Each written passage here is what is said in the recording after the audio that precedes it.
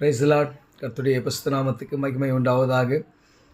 இன்றைய நாள் பொழுதிலே அனைவரும் சந்திப்பதில் நான் மிகவும் மகிழ்ச்சி கொள்கிறேன். கர்த்தர் உங்கள் குடும்பங்களையும் ஆசீர்வதித்து பாதுகாத்து வழிநடத்தி அருள் புரிவாராக.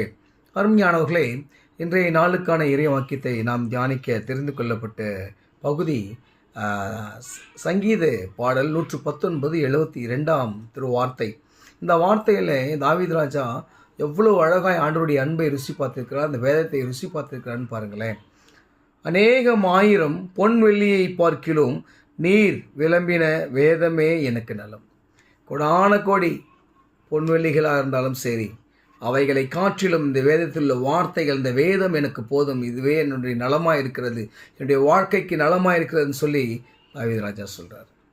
இன்றைக்கி நாம் எதை நோக்கி ஓடிக்கொண்டிருக்கிறோம் இல்லையா? ஆண்டவரை கூட கடவுளை கூட தொழுது கொள்ள முடியாத அளவுக்கு நாம் நம்முடைய கடமைகளை நினைத்து, இல்லை நம்முடைய குடும்பத்தை நினைத்து நாம் இயங்கிக் கொண்டிருக்கிறோம், ஓடிக்கொண்டிருக்கிறோம். ஆனால் ஆண்டவர் நம்மை பார்த்து கொண்டே இருக்கிறார். அதனால தான் தாவீது ராஜா சொல்கிறாரு, அநேகம் ஆயிரம் பொன், கூட ஆயிரமான பொன் வெள்ளி எல்லாவற்றையும் கொடுத்தாலும் சரி, எனக்கு உம்முடைய வேதம் நலம், நீ விளம்பின அந்த வேதமே எனக்கு நலமானதை கொடுக்கிறது என்று தாவீது ராஜா சொல்கிறார். இன்றைக்கி நாம் இதை ஏற்றுக்கொள்ளணும்.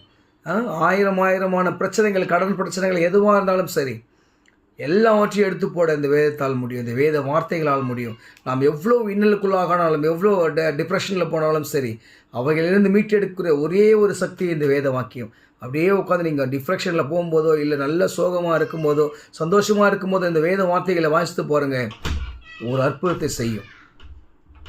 உண்மையுள்ள வார்த்தை, அற்புதமான ஒரு வார்த்தை. அந்த வார்த்தையை தான் தாவீது ராஜா சொல்கிறாரு. அவர் பெரிய ராஜாங்க. அந்த கர்த்தருடைய பெட்டி வருது. அந்த கர்த்தருடைய பெட்டி வரும்போது ஆடி பாடி ஆண்டவரை ஆராதிக்கிறார். நான் ஒரு ராஜான்னு அவர் நிற்கலை. அதனால தான் ஆண்டவர் சொல்கிறாரு, தாவீது என்னுடைய இருதயத்துக்கு ஏற்றவன் சொல்லிட்டு. இன்றைக்கி நாம் அவருடைய இருதயத்துக்கு ஏற்றாப்போல் எப்போ வாழ போகிறோம்? இன்று நாம் அதை சிந்திக்க அழைக்கப்பட்டிருக்கிறோம். நம்மளுக்கு இருக்குதான எல்லா பொன் வெள்ளி பொருள்கள், காரு பங்களா எல்லாம் மாயை.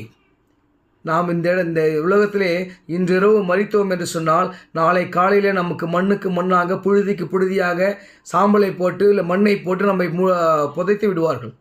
ஆனால் இந்த வார்த்தை நம்மை பரலோகத்தில் உயிர்ப்பிக்கும். இந்த வேதாகமத்தின் வார்த்தை பரலோகத்தில் நம்மளுக்கு ஒரு பொக்கிஷத்தை ஏற்படுத்தி கொடுக்கும். கர்த்தர் பரிசுத்தர் என்று ஆராதிக்கிற பாக்கியத்தை பெற்றுக் கொடுக்கும். அப்பேற்பட்ட பாக்கியத்தை பெற்றுக்கொள்ள நாம் என்ன செய்ய வேண்டும்? இந்த வேதமே நமக்கு நலமிடுறது. முதலாவது தேவனுடைய ராஜ்யத்தையும் நீதியும் தேடி அவைகளை நாம் தேடி ரட்சிக்கப்படும் போது கர்த்தர் நமக்கு எல்லா விதமான ஆசீர்வாதம்